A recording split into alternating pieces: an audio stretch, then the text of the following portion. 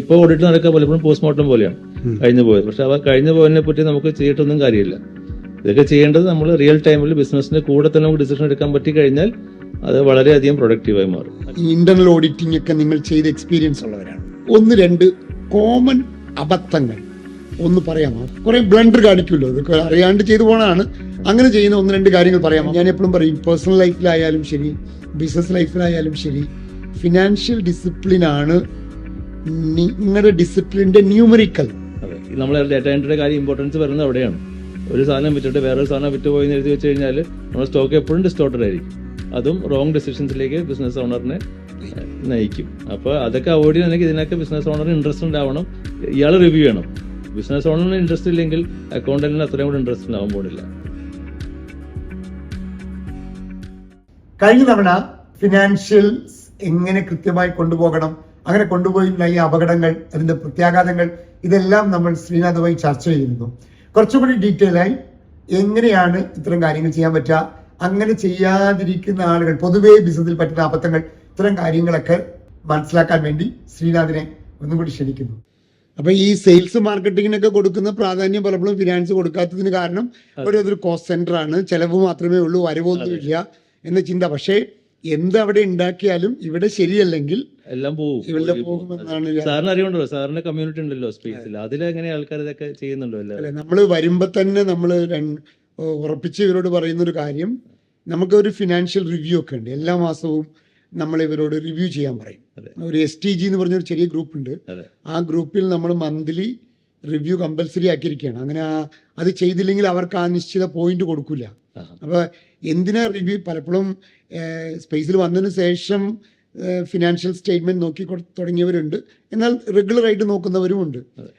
പക്ഷെ അത് നമ്മൾ വളരെ കമ്പൽസറി ആക്കുന്നതിന് കാരണം എന്താ ചോദിച്ചാൽ, ഞാൻ എപ്പോഴും പറയും, കാണാൻ നല്ല ആരോഗ്യം പോലെ ഇരിക്കും, പെട്ടെന്നായിരിക്കും മരിച്ചു പോകണം.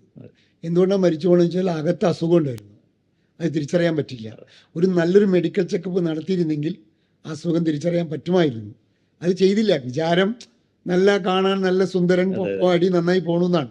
പക്ഷേ ഈ മെഡിക്കൽ ചെക്കപ്പ് നടത്തി കിട്ടുന്ന റിപ്പോർട്ട് പോലത്തെ ഒരു സാധനമാണ് ഫിനാൻഷ്യൽ ഡേറ്റ എന്ന് പറയുന്ന സാധനം. അത് കൃത്യമായി രേഖപ്പെടുത്തിയിട്ടുണ്ടെങ്കിൽ അത് കൃത്യമായ മെസ്സേജ് നിങ്ങൾക്ക് തരും, അല്ലേ? അപ്പം അതുകൊണ്ട് അത് സ്പേസിലായാലും എനിക്ക് പരിചയമുള്ള ഏതൊരു എൻ്റർപ്രണർ ആയാലും ഞാൻ പറയും, ഫിനാൻസിന് ആദ്യത്തെ മുൻഗണന കൊടുക്കണം. ഇപ്പം ഞാനൊരു എൻ്റർപ്രണറോട് ചോദിക്കുന്ന ചോദ്യങ്ങളിൽ പോലും ആദ്യത്തെ ചോദ്യം നിങ്ങളുടെ സെയിൽസ് എങ്ങനെയുണ്ട് എന്നതിനേക്കാൾ ഫിനാൻഷ്യൽ ചോദ്യങ്ങളെ ചോദിക്കാറുള്ളൂ എന്നാണ്. കാരണം ഫിനാൻസ് ശരിയാണെങ്കിൽ ബാക്കിയുള്ളത് ശരിയായിരിക്കും എന്ന് ഞാൻ കരുതുന്നു. ഞാൻ എപ്പോഴും പറയും, പേഴ്സണൽ ലൈഫിലായാലും ശരി, ബിസിനസ് ലൈഫിലായാലും ശരി, ഫിനാൻഷ്യൽ ഡിസിപ്ലിനാണ് നിങ്ങളുടെ ഡിസിപ്ലിൻ്റെ ന്യൂമറിക്കൽ എന്ന് പറയുന്നത്. ന്യൂമറിക്കൽ ഒരു പ്രതിഫലനമാണ്. അപ്പം അതുകൊണ്ട് വളരെ കമ്പൽസറി ആയിട്ട് ചെയ്യാൻ ഞാൻ പറയാറുണ്ട്. ഫൈനാൻസ് ഉണ്ടെങ്കിലേ നമുക്ക് ബിസിനസ് ചെയ്യാനുള്ള കോൺഫിഡൻസ് ഉണ്ടാവുള്ളൂ. ഫൈനാൻസ് ശരിയല്ലെങ്കിൽ നമ്മുടെ മുമ്പോട്ടുള്ള പോക്കിനെ എപ്പോഴും വേണമെങ്കിലും ബാധിക്കാം. അത് പലപ്പോഴും കണ്ടുവരുന്ന സ്റ്റോക്കിലൊക്കെ ഉള്ള ആൾക്കാരാണ്. സ്റ്റോക്കൊക്കെ സാറ് പറഞ്ഞ പോലെ പുറമേ നല്ല സുന്ദര കുട്ടപ്പന്മാരായിരിക്കും, ഭയങ്കര പ്രോഫിറ്റബിളൊക്കെ ആയിരിക്കും. പക്ഷേ ഇവരുടെ സ്റ്റോക്കാണ് ബേസിക്കലി എപ്പോഴും ഈ പ്രോഫിറ്റ് ഇൻഫ്ലേറ്റ് ചെയ്ത് കാണിക്കുന്ന ഒരു സാധനം സ്റ്റോക്കായിരിക്കും. ഈ സ്റ്റോക്കിലുള്ളത് പലതും വിൽക്കാൻ സാധിക്കാത്ത സാധനങ്ങളാണ്. ചിലപ്പോൾ ഉണ്ടാവില്ല. സ്റ്റോക്ക് കയ്യിൽ വെച്ചേക്കുമ്പോൾ അസറ്റ് ഉണ്ടെന്ന് വിചാരിച്ചിരിക്കും. സ്റ്റോക്ക് ഉണ്ടാകുമ്പോൾ സ്റ്റോക്ക് ഒരു ക്ലോസിംഗ് സ്റ്റോക്ക് പ്രോഫിറ്റിന് നമ്മുടെ ഇൻകത്തിന് കൂടെ ആഡ് ആവുന്ന ഒരു സാധനമാണ്. അപ്പൊ ഒരാൾക്ക് 1 കോടി സ്റ്റോക്ക് ഉണ്ട്, അതിലൊരു 40 ലക്ഷം രൂപ ഇയാൾക്ക് വിൽക്കാൻ പറ്റാത്ത സ്റ്റോക്കാണ്. പക്ഷെ ഇയാളുടെ സ്റ്റോക്ക് എപ്പോഴും 1 കോടി കാണിക്കും. അപ്പൊ ഇയാളുടെ പ്രോഫിറ്റ് ആ 40 ലാക്സിന് എപ്പോഴും ഇൻഫ്ലേറ്റഡ് ആയിരിക്കും. ശരിക്കും ആ 40 ലാക്സ് ഇയാൾക്ക് 5 പൈസ ഉണ്ടാക്കാൻ പറ്റില്ല. പക്ഷെ എന്നാലും 40 ലക്ഷം സ്റ്റോക്ക് എടുക്കുന്നതുകൊണ്ട് ഇയാൾ പ്രോഫിറ്റ് അത്രയും ഇൻഫ്ലേറ്റഡ് ആയിട്ട് കാണിക്കും. അപ്പൊ അതിന്റെ മുകളിൽ അയാൾ ആ പ്രോഫിറ്റ് കൂടുമ്പോൾ ഇത്രയും വരുമാനം ഉണ്ടെന്ന് വരുമാനം ധരിക്കുകയാണ്. ഗവൺമെന്റിനെ ധരിപ്പിക്കും, ടാക്സ് കൊടുക്കും. പക്ഷെ നമുക്ക് അതിൽ 40 ലക്ഷം രൂപയുടെ മുകളിൽ നമുക്ക് ശരിക്കും വിറ്റ 10 ലക്ഷം പോലും കിട്ടാണ്ടാവില്ലായിരിക്കും. അപ്പോൾ നമ്മൾ 40 ലക്ഷം കിട്ടുമെന്ന് പറഞ്ഞിട്ടാണ് നമ്മുടെ ഫിനാൻഷ്യലി കിടക്കുന്നത്. അതിൽ കാരണം എന്താ വെച്ചാൽ അലംഭാവമാണ്. അയാൾക്ക് ആ സ്റ്റോക്ക് ചിലപ്പോൾ ഒരു ദിവസം ബിസിനസ് നിർത്തിക്കൊണ്ട് വരുമായിരിക്കും സ്റ്റോക്ക് നോക്കാനായിട്ട്. അത് നോക്കാൻ പറ്റില്ല. അപ്പോൾ ഇത്രയും കച്ചവടം പോകുമല്ലോ എന്ന് വിചാരിച്ചിരിക്കും.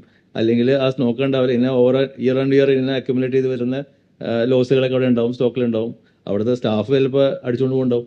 അങ്ങനെയൊക്കെ സംഗതികളൊക്കെ ഉണ്ടാവും. അതൊക്കെ നമ്മൾ മിസ്സാവാണ്ട് നോക്കാണ്ട് പോകുമ്പോൾ സ്റ്റോക്ക് ഇൻഫ്ലേറ്റർ ആണെങ്കിൽ ഇയാൾ ഇല്ലാത്ത സാധനത്തിന്റെ മുകളിൽ ഇങ്ങനെ പ്രോഫിറ്റ് ഉണ്ടെന്ന് വിചാരിച്ചിരിക്കും. ഫണ്ട് മുഴുവൻ ആ സ്റ്റോക്കിൽ ബ്ലോക്കായി കിടക്കും. അപ്പൊ അവിടെയാണ് നമുക്ക് പ്രൊഡക്റ്റ്, നമ്മുടെ കയ്യിലിരിക്കുന്ന സ്റ്റോക്ക്, നമ്മൾ വിറ്റുപോകുന്ന സാധനങ്ങളും നമ്മുടെ കയ്യിലിരിക്കുന്ന സാധനവും തമ്മിൽ റിലേഷൻ ഉണ്ടോ ഇരിക്കുന്നത്, ഏജിങ് കൂടുതലായതുണ്ടോ? അതെ അല്ലേ? അതെ. നമ്മളിപ്പോ കൂടുതൽ ഏജ് ഇപ്പൊ ഒരു വൈറ്റി, ഇപ്പൊ ഒരു റീറ്റെയിൽ മൊബൈൽ ഫോണൊക്കെ വിൽക്കുന്ന ഒരു സ്ഥാപനത്തിനാണെങ്കിൽ അവർക്കൊരു 3 മാസം 4 മാസത്തേക്ക് കൂടുതൽ പഴയ സാധനങ്ങൾ വിൽക്കാൻ പറ്റില്ല, ആരും വാങ്ങില്ല. അപ്പൊ അത് അങ്ങനെ ഒരു 6 മാസത്തേക്കുള്ള ഐറ്റം സ്റ്റോക്ക് ചെയ്ത് വെക്കുന്നുണ്ടെങ്കിൽ ആ സ്റ്റോക്കിന്റെ കാര്യം എന്തായിരിക്കും എന്നുള്ളത് നമുക്ക് റിയലൈസ് ചെയ്യാം. കാരണം നമ്മൾ ആരായാലും പുതിയ ഇപ്പോൾ മൊബൈൽ ഫോൺ വെക്കുന്ന സ്ഥാപനമാണെങ്കിൽ ഏറ്റവും പുതിയ ഫോൺ ആൾക്കാർ വാങ്ങുള്ളൂ. പോയിട്ട് 6 മാസം മുമ്പ് ഇറങ്ങിയ ഫോൺ ആരും അന്വേഷിക്കില്ല. അപ്പൊ അങ്ങനെയുള്ള കാര്യങ്ങൾ ആ ഒരു ബിസിനസ് സ്റ്റേറ്റ്മെന്റിൽ വരുമ്പോ സ്റ്റോക്ക് കാണിക്കുകയും ചെയ്യും, ഉണ്ടാവുകയും ചെയ്യും, അതിന്റെ കാണിക്കുകയും ചെയ്യും.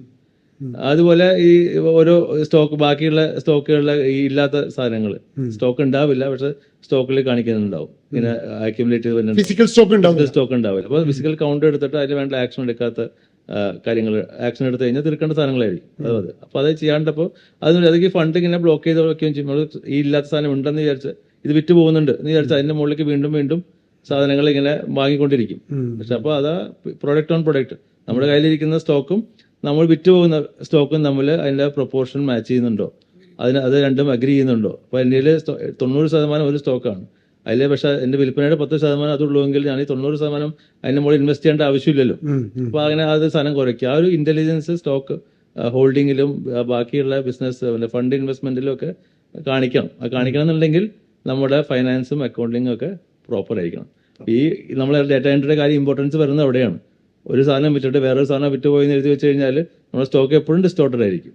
അതും റോങ് ഡിസിഷൻസിലേക്ക് ബിസിനസ് ഓണറിനെ നയിക്കും. അപ്പോൾ അതൊക്കെ അവോയ്ഡ് ചെയ്യണമെങ്കിൽ ഇതിനൊക്കെ ബിസിനസ് ഓണറിന് ഇൻട്രസ്റ്റ് ഉണ്ടാവണം, ഇയാൾ റിവ്യൂ ചെയ്യണം. ബിസിനസ് ഓണറിന് ഇൻട്രസ്റ്റ് ഇല്ലെങ്കിൽ അക്കൗണ്ടന്റിന് അത്രയും കൂടി ഇൻട്രസ്റ്റ് ഉണ്ടാവാൻ പോകുന്നില്ല. അപ്പോൾ അത് പ്രോപ്പറായിട്ട് പോകണമെങ്കിൽ ബിസിനസ് ഓണറിന് ഈ ഫൈനാൻസ് ആൻഡ് അക്കൗണ്ടിങ്ങിന്റെ മോഡിൽ ഇൻട്രസ്റ്റ് വളരെയധികം വരേണ്ടതുണ്ട്. അതിന് അയാൾക്ക് ഒരു സ്വന്തമായിട്ടൊരു അക്കൗണ്ടിങ് ടീമിനെ അഫോർഡ് ചെയ്യാൻ പറ്റുന്നില്ല എന്നുണ്ടെങ്കിൽ അയാൾ കൺസൾട്ടന്റിനോ അയാളുടെ തന്നെ ഓഡിറ്ററിനോ ചാർട്ടർ അക്കൗണ്ടന്റിനെ ഉപയോഗിച്ചിട്ട് സ്റ്റാറ്റ്യൂട്ടറി ഓഡിറ്റിന് ചെയ്യുന്ന ഒരു പ്രവർത്തനം കാണിക്കുന്നതിനേക്കാളും കൂടുതൽ അവരുടെ ഇൻവോൾവ്മെന്റ് ഇതിനകത്തേക്കും കൂടെ ഈ ട്രാൻസാക്ഷൻ ഓഡിറ്റിലേക്കും ഇയാളുടെ ബിസിനസ് പ്രൊപ്പറേറ്ററി ആസ്പെക്ടിൽ ഓഡിറ്റ് കൊണ്ടുപോകാൻ വേണ്ടിയിട്ട് അയാൾ ചാർട്ടർ അക്കൗണ്ടന്റായിട്ട് ഡിസ്കസ് ചെയ്ത് ചെയ്യേണ്ടത്. ഗവൺമെന്റിന് കൊടുക്കുന്ന സ്റ്റേറ്റ്മെന്റ് അപ്പുറത്ത് ഒരു റിയൽ നമ്മുടെ ബിസിനസിന്റെ അവസ്ഥ എന്താണെന്ന് മനസ്സിലാക്കുന്ന പോലത്തെ ഒരു സാധനം നമ്മൾ സത്യമായിട്ടും കൊണ്ടുവരണം. നമ്മൾ കാണുന്നത് എപ്പോഴും ഈ ഓഡിറ്ററിന്റെ റിപ്പോർട്ട് പോലെയാണ് അക്കൗണ്ട്സ് എപ്പോഴും കാണിക്കുന്നത്. ഓഡിറ്ററിന്റെ ഓഡിറ്റ് റിപ്പോർട്ട് വായിച്ചു നോക്കിയാൽ അങ്ങനെ ഫസ്റ്റ് പാരഗ്രാഫിൽ തന്നെ എഴുതിയിട്ടുണ്ടാവും അക്കൗണ്ട്സ് ബിലോങ് ടു മാനേജ്മെന്റ്, എന്റെ അല്ല, ഇത് മാനേജ്മെന്റിന്റെ ഞാൻ ഒപ്പീനിയൻ മാത്രമേ പറയുന്നുള്ളൂ. ആ ഇൻട്രസ്റ്റ് മാനേജ്മെന്റ് കാണിക്കണം, ഈ ബിസിനസ് ഓണറെ കാണിക്കണം. എന്നിട്ട് അവരെ കൊണ്ട് പ്രൊപ്പറേറ്ററി ആസ്പെക്റ്റിലും കൂടി ഓഡിറ്റ് ചെയ്യിപ്പിച്ച് പോയി കഴിഞ്ഞാൽ ഒരുപാട് പ്രശ്നങ്ങൾ ഈ ഓഡിറ്ററിന് തന്നെ അവരെ സഹായിക്കും. ഇപ്പോൾ ഓഡിറ്റ് നടക്കുക പലപ്പോഴും പോസ്റ്റ്മോർട്ടം പോലെയാണ് കഴിഞ്ഞു പോയത്. പക്ഷെ അവ കഴിഞ്ഞു പോയതിനെ പറ്റി നമുക്ക് ചെയ്തിട്ടൊന്നും കാര്യമില്ല. ഇതൊക്കെ ചെയ്യേണ്ടത് നമ്മൾ റിയൽ ടൈമിൽ ബിസിനസിന്റെ കൂടെ തന്നെ നമുക്ക് ഡിസിഷൻ എടുക്കാൻ പറ്റി കഴിഞ്ഞാൽ അത് വളരെയധികം പ്രൊഡക്റ്റീവായി മാറും. അല്ലേ സാറിന്റെ അനുഭവം? അങ്ങനെ തന്നെ എപ്പോഴും നമ്മൾ പറയില്ലേ, അക്കൗണ്ടിങ് എന്ന് പറയുന്നത് ഒരു ഭൂതകാലത്തിന്റെ കണക്കെഴുതുകയാണെങ്കിൽ നിങ്ങൾ അത് നന്നായി ചെയ്താൽ ഫിനാൻസ് നിങ്ങളെ സഹായിക്കും. ഫ്യൂച്ചർ നിങ്ങൾ പ്ലാൻ ചെയ്യാനും നിങ്ങൾ ഇപ്പോൾ പോകുന്ന പോക്കിനെ നിങ്ങൾക്ക് തിരിച്ചറിയാനും വലിയ ഗുണകരമാകും എന്ന് തന്നെയാണ്. ഞാൻ ഇപ്പോൾ ഈ സ്റ്റോക്കിൻ്റെ കാര്യത്തിൽ ഉണ്ടാകുന്ന ഒരു പിഴവിനെ കുറിച്ച് നിങ്ങൾ പറഞ്ഞു. ഇതുപോലെ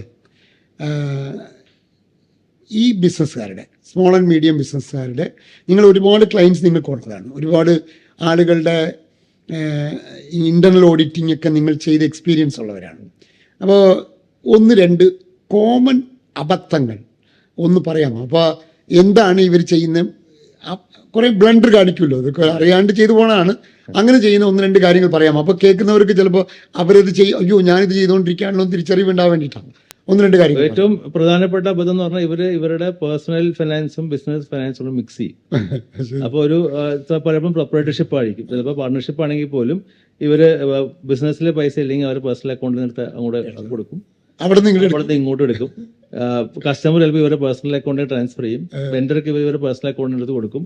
അക്കൗണ്ട്സ് എല്ലാം കൂട്ടിക്കുഴച്ച് എന്റെ ഏതാണ് ബിസിനസിന്റെ ഏതാണെന്ന് തിരിച്ചൊരു വ്യത്യാസം ഇവർക്ക് മനസ്സിലാക്കാണ്ടിരിക്കും. അതൊരു ക്ലിയർ ഡിമാർക്കേഷൻ ഫസ്റ്റ് ഡേ തന്നെ വരുത്തിയില്ലെങ്കിൽ ഇത് കുറച്ചാൾ കഴിയുമ്പോഴത്തേക്ക് ഇവര് നമ്മൾ ഈ സയാമീസ് ത്രെട്ടുകളെ പോലെയാവും, വേർതിരിക്കാൻ എല്ലാവരും കഷ്ടപ്പെടും. അപ്പൊ ഇതിൽ എവിടെയാണ് പൈസ പോയെന്നവർക്ക് പറയാൻ പറ്റില്ല, ഇവർക്കും കോൺഫിഡൻസോട് കൂടി പറയാൻ പറ്റില്ല ഞാനാണോ എടുത്തത് അതോ വേറെ ആരാണോ എടുത്തത് പറയാൻ പറ്റില്ല, കാരണം ഇതെല്ലാം കൂട്ടിക്കുഴഞ്ഞ് കിടക്കുമായിരിക്കും. പിന്നെ ലോൺ എടുക്കും, ഇവരുടെ പേര് ലോൺ എടുത്തിട്ട് ബിസിനസ്സിലേക്ക് കൊണ്ടുവരും. അപ്പൊ ബിസിനസ്സിന് പക്ഷെ പലിശ കൊടുക്കുന്നത് ഇവരാണ്, പലിശ പോകുന്നത് ബിസിനസ്സിന്. അപ്പൊ ഇത് ആരാണ് എവിടെന്നാ പൈസ കൊടുക്കുന്നത്? ഇവര് ബിസിനസ് നോക്കിക്കഴിഞ്ഞാൽ ഇവര് ശമ്പളം എടുക്കുന്ന പോലെ ഇരിക്കും, പക്ഷെ ആക്ച്വലി ബിസിനസ്സിലേക്ക് കൊണ്ടുവന്ന ഫണ്ടിൽ നിന്നാണ് ഈ ഇൻട്രസ്റ്റ് പോകുന്നത്. ഈ കൂട്ടിക്കുഴയ്ക്കലാണ് ഏറ്റവും പ്രധാനപ്പെട്ട SME സെക്ടറിൽ ഏറ്റവും പ്രധാനപ്പെട്ട പ്രശ്നം എന്ന് പറഞ്ഞാൽ ഈ പേഴ്സണൽ ഫൈനാൻസും ബിസിനസ് ഫൈനാൻസും തമ്മിൽ ഉള്ള കൂട്ടിക്കുഴയ്ക്കലാണ്. ശ്രീനാഥ് ശമ്പളം എടുക്കുന്ന കാര്യം പറഞ്ഞു. എൻ്റെ അടുത്തൊരു ഓണ്ടർപ്രണർ, അദ്ദേഹമാണ് ആ സ്ഥാപനത്തിൽ ഏറ്റവും കൂടുതൽ സമയം പണിയെടുക്കുന്നത്. പക്ഷെ അദ്ദേഹം സാലറി എടുക്കുന്നില്ല. അപ്പം ഞാൻ എൻ്റെ സാലറി എടുക്കാത്തതെന്ന് ചോദിച്ചു. അപ്പം അതുകൊണ്ട് എൻ്റെ സ്ഥാപനമില്ലേ സാർ, ഞാനിത് എടുക്കണ്ടേ, ഞാൻ പണിയെടുക്കണ്ടേ സാർ, അതിൽ സാലറി എടുക്കുന്നില്ല. എന്നെ അത്ഭുതപ്പെടുത്തി. കാരണം ഞാൻ ചോദിച്ചു, നിങ്ങൾ ഈ സ്ഥാപനം പൂട്ടിയിട്ട് വേറെ സ്ഥാപനത്തിൽ ജോലിക്ക് പോയാൽ പോലും നിങ്ങൾക്ക് നല്ല ശമ്പളം കിട്ടും, കാരണം നിങ്ങൾ ഭയങ്കര മിടുക്കനാ.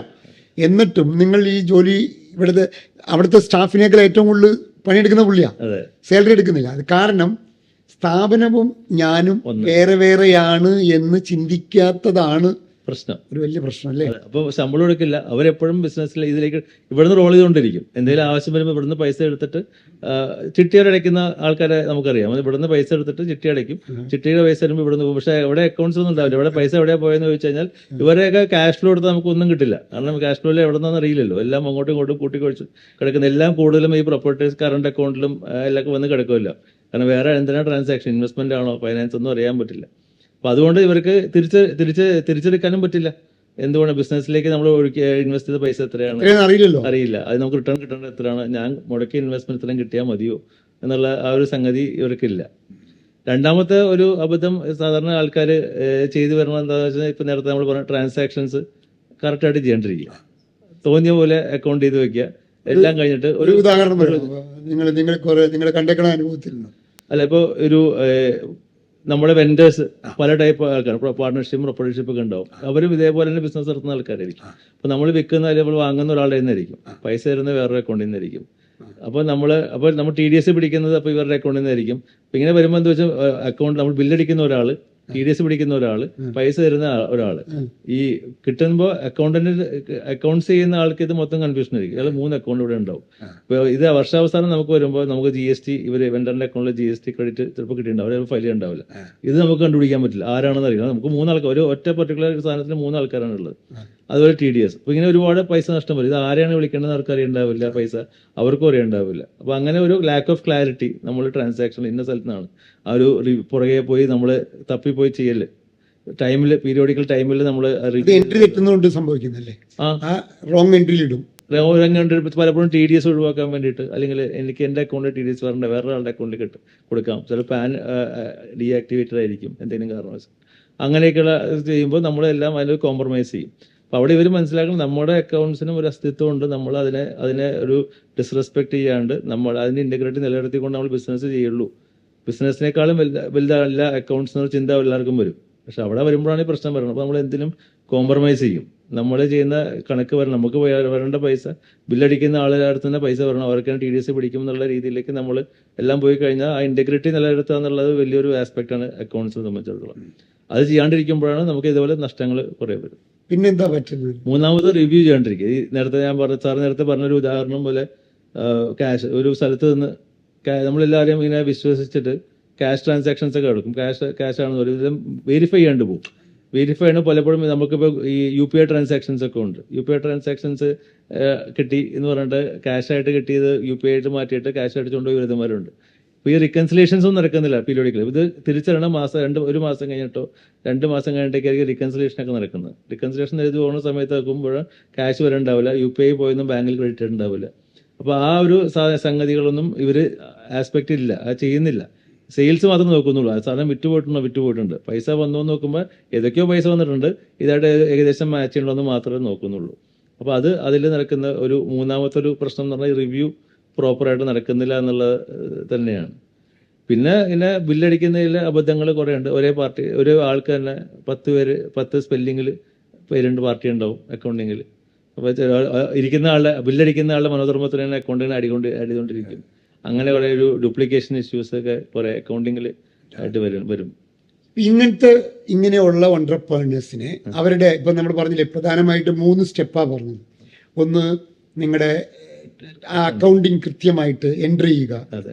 രണ്ടാമത്തെ കാര്യം പറഞ്ഞത് അതിനെ റിവ്യൂ ചെയ്യുക എന്ന് പറയുന്ന സാധനം അത് നന്നായി നടക്കുന്നുണ്ടോ കറക്റ്റായിട്ട്. മൂന്നാമത്തെ കാര്യം ബിസിനസ്സിനെ റിവ്യൂ ചെയ്യുക, അതായത് സ്റ്റേറ്റ്മെന്റുകളൊക്കെ എടുത്ത് റിപ്പോർട്ടിംഗ് ആക്കി അതിൽ ഇൻസൈറ്റ്സ് വെച്ചിട്ട് ഭാവിയിൽ എന്ത് decision based on the data ഇങ്ങനെയൊക്കെ ചെയ്യണമെന്ന് പറഞ്ഞു. ഇത്തരം പ്രോസസ്സിലൊക്കെ എന്തെല്ലാം സർവീസാണ് നിങ്ങളുടെ സ്ഥാപനം കൊടുക്കുന്നത്? ഈ മൂന്നിലും നിങ്ങൾ ഹെൽപ്പ് ചെയ്യുന്നുണ്ടോ? ഇപ്പോൾ എൻട്രി ചെയ്യുന്ന ഉദാഹരണം, എൻ്റെ സ്ഥാപനത്തിൽ അക്കൗണ്ടൻ്റ് ഇല്ല എന്ന് വെച്ചോളൂ. അപ്പോൾ ആ അക്കൗണ്ടിങ് നിങ്ങളുടെ സ്ഥാപനം ഔട്ട്സോഴ്സ് ചെയ്താൽ, നിങ്ങൾക്ക് ഔട്ട്സോഴ്സ് ചെയ്താൽ ആ അക്കൗണ്ടിങ് കൃത്യമായിട്ട് ചെയ്യുന്നുണ്ടോ? അങ്ങനെ ചെയ്തു തരാറുണ്ടോ? ഉണ്ടല്ലോ. നമ്മൾ ഈ പറഞ്ഞ എല്ലാ സെക്ടറിലും നമ്മൾ ചെയ്യുന്നുണ്ട്. ഔട്ട്സോഴ്സ് ചെയ്യും, അതായത് ഇപ്പോൾ അക്കൗണ്ട്സ് നിങ്ങൾ തന്നെ എഴുതും. അതെ, book keeping and accounting, transactional account ഇന്ത്യക്കകത്തും പുറത്തുള്ള ആൾക്കാർക്ക് നമ്മൾ ചെയ്തു കൊടുക്കുന്നുണ്ട്. അത് ഒരു സർവീസാണ്. ഒരു സർവീസ്. പിന്നെ അതേപോലെ അതിപ്പോ എന്റെ സ്ഥാപനത്തിൽ അക്കൗണ്ടന്റ് ഉണ്ടെന്ന് കരുതുക, അക്കൗണ്ടന്റ് ഉണ്ട്, അവർ ചെയ്തുകൊണ്ടിരിക്കുന്നുണ്ട്, അതിന് റിവ്യൂ ചെയ്യാൻ നിങ്ങൾ വരും. അതായത് ഇന്റർണൽ ഓഡിറ്റിംഗ് പോലെ വന്നിട്ട് മാസത്തിലൊരിക്കലോ അല്ലെങ്കിൽ പീരിയോഡിക്കൽ അനുസരിച്ച് ഡെയിലി വിസിറ്റ് ചെയ്യുന്ന ആൾക്കാരുണ്ട്. ഡെയിലി പോയിട്ട് ഇപ്പൊ നമ്മളുടെ ഒരു ആള് ഡെയിലി അവരുടെ ഓഫീസ് വിസിറ്റ് ചെയ്യും, പ്രീവിയസ് ഡേയ്സ് ട്രാൻസാക്ഷൻസ് വെരിഫൈ ചെയ്യും, അവരുടെ അക്കൗണ്ടിങ് എൻട്രീസ് കറക്റ്റ് ആണോ എന്ന് ചെക്ക് ചെയ്യും, അവരുടെ ഡെയിലി റിപ്പോർട്ടുകൾ നമ്മൾ മാനേജ്മെന്റിന്, അപ്പോൾ ഇന്നലത്തെ ട്രാൻസാക്ഷൻ ആണെങ്കിൽ അപ്പോൾ അവരുടെ സിസ്റ്റം നമുക്ക് നമ്മളുടെ ഓഫീസിൽ നിന്ന് അവൈലബിൾ ആണ്.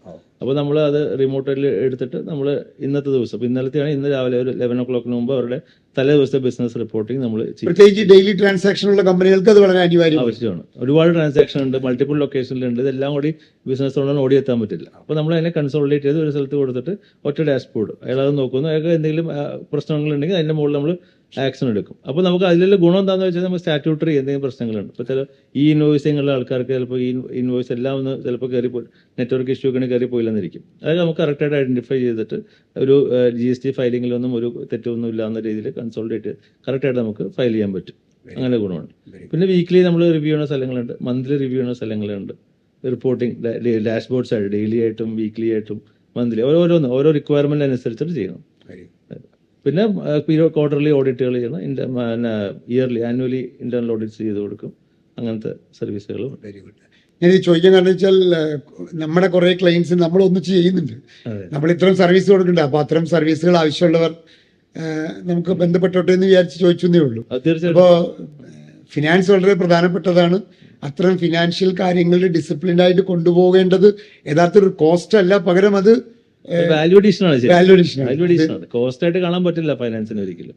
കാരണം അത് നമ്മൾ Penny saved is 100 pounds made എന്നുള്ളതാണ്. അപ്പോൾ ആ രീതിയിൽ തന്നെ നമ്മൾ അങ്ങനെ ചിന്തിച്ചാൽ അതാണ് ആറ്റിറ്റ്യൂഡ് വേണ്ടത്. ആറ്റിറ്റ്യൂഡ് ഇഷ്യൂ ആണ് ബേസിക്കലി SME സെക്ടറിലെ ബിസിനസ് ഓണേഴ്സിന് ഫൈനാൻസിനോട് ഉള്ളത്. അതൊന്ന് മാറിയെടുത്തു കഴിഞ്ഞാൽ തന്നെ അവർ ബിസിനസ് പ്രോസ്പർ ചെയ്യും ഭയങ്കരമായിട്ട്. Thank you Sreenath. പ്രിയമുള്ളവരെ, ഇത്തരം കാര്യങ്ങളിൽ നിങ്ങൾക്ക് എന്തെങ്കിലും ഇത്തരം സർവീസുകൾ നമ്മൾ ഒന്നിച്ചാണ് ചെയ്യുന്ന ഇത്തരം സർവീസുകൾക്ക് താല്പര്യമുണ്ടെങ്കിൽ സമഗ്രമായി ബന്ധപ്പെടുക. നമുക്ക് ഇത്തരം സർവീസുകൾ ചെയ്തു വിടാവുന്നതാണ്. Thank you. വീണ്ടും പുതിയ വിഷയവുമായി കാണാം.